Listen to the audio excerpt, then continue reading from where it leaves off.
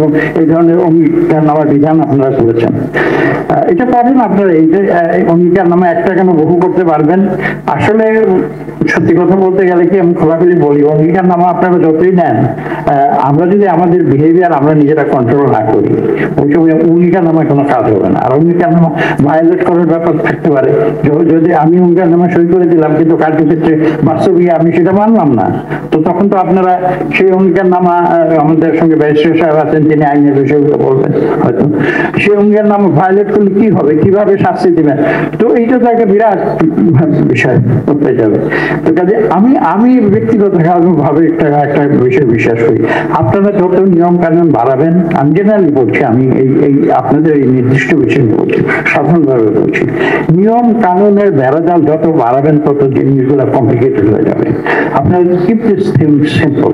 আর আপনারা মানুষকে মোটিভেট করেন, যেটা আমি সবচেয়ে গুরুত্বপূর্ণ মনে করি, মানুষকে মোটিভেট করেন that we become law abiding citizens.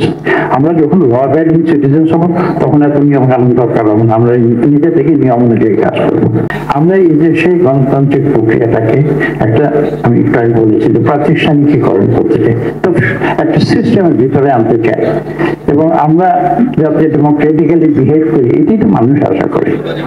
এখন আমি মুখে বলছি যে আমরা গণতন্ত্রের দেশে প্রতিষ্ঠা করবো, গণতান্ত্রিক প্রক্রিয়া সুষ্ঠু নিরপেক্ষ নির্বাচন করবো, আবার আমি যদি গিয়ে সেই নির্বাচনের দিন আমি গায়ের জোর অ্যাপ্লাই করি, অথবা আমি নিয়ম ভঙ্গ করে কিছু করি, তাহলে তো কথায় আর কাজে মিল থাকলো না। কাজে এইটা নিয়ে আমি কোনো দ্বিমতের কোনো অপকার দেখি না। এক নম্বর, আপনারা যেটা বলেছেন, প্রার্থী রাজনৈতিক দলের একটাই করণীয়, আমরা নিয়ম কানুন মেনে নির্বাচন করবো। আমি তো একটা সহজ কথা বলি, সহজভাবে বলে দিলাম। এটা নিয়ে ডিবেট করারও আমি কোনো কিছু দেখি না, বা এটা নিয়ে কেউ বলবে যে না আমি গায়ের জোরে গিয়ে নির্বাচন করবো, এই যুক্তি কিন্তু কেউ দিতে পারবে না। It's an obvious thing, number one. তারপর দ্বিতীয় বিষয়টাতে আসি, আপনারা বলছেন যে তফসিল ঘোষণার পর আচরণবিধি প্রতিপালন, এটা তো করতেই হবে। মানে স্বাধীনতা মানে তো এটা নয় যে আমি যা খুশি তাই করবো। স্বাধীনতা তো এর কিছু নিয়ম কানুনের ভিতরেই তো স্বাধীনতা।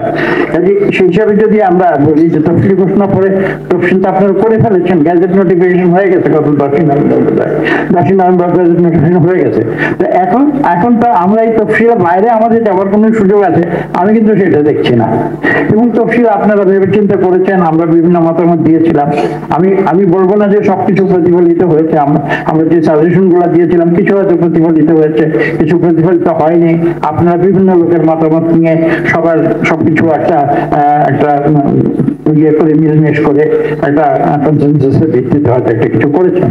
তো এখন যেটা হয়েছে, তফসিল ঘোষণার পর সে আচরণ বিধি তো আমাদের জন্য অবশ্য পালনীয়। এইটা নিয়ে আমি সত্যিকার অর্থে কিন্তু কোনো আলোচনা বা ডিবেটের আমি কোনো স্কোপ দেখি। আমি সোজা বাংলায় কথা বলতে, আমি রাজনীতিক না, কাজে আশা করি আমার পাশের লাইনে বাইরে রাজনীতিকরা আছেন, তাদের মতামত তারা দেবেন, কিন্তু আমার মতামতটা আমি দিয়ে দিচ্ছি। আমি মানে গুড সিটিজেন হয়ে দেশের নিয়ম কানুন মেনে চলাটা, এটাতে বিশ্বাস করি, সেই কারণে আমি বলছি। 4 নম্বর দেখুন, 3 আর 4 বিষয়টা দেখেন, আমি সত্যি কথা বলতে আমি গতকাল পর্যন্ত জানতাম না যে এ ধরনের কোনো অঙ্গীকারনামা দেওয়ার বিধান।